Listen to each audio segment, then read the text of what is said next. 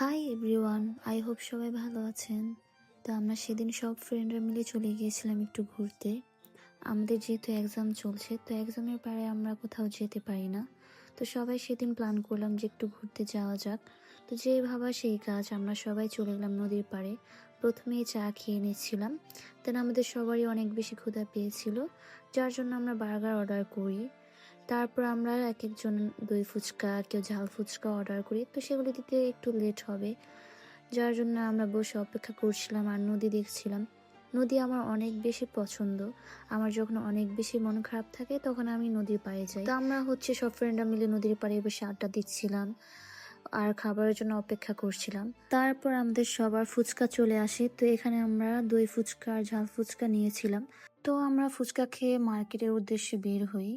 তো মার্কেটে যেতে যেতে দেখলাম অনেকগুলো হাঁস পানিতে ডুব দিচ্ছিল, খেলা করছিল।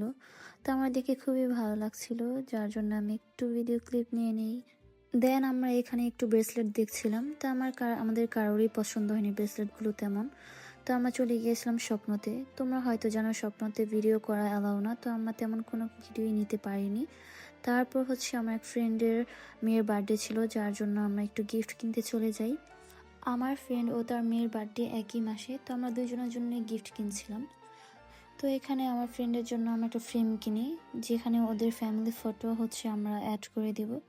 তো আমরা এই স্টুডিওতে গিয়ে ওদের ফ্যামিলি ফটো বের করি, দেন এই ফ্রেমটা আমরা লাগিয়ে নিই। তারপর এই তো বাসায় চলে যাই। তো আজকের এই মিনি ব্লগটা এখানেই শেষ করছি। তোমাদের কার কাছে কেমন লাগলো আমার ভিডিওটা সবাই কমেন্টস করে জানিও। বাই, আল্লাহ হাফেজ।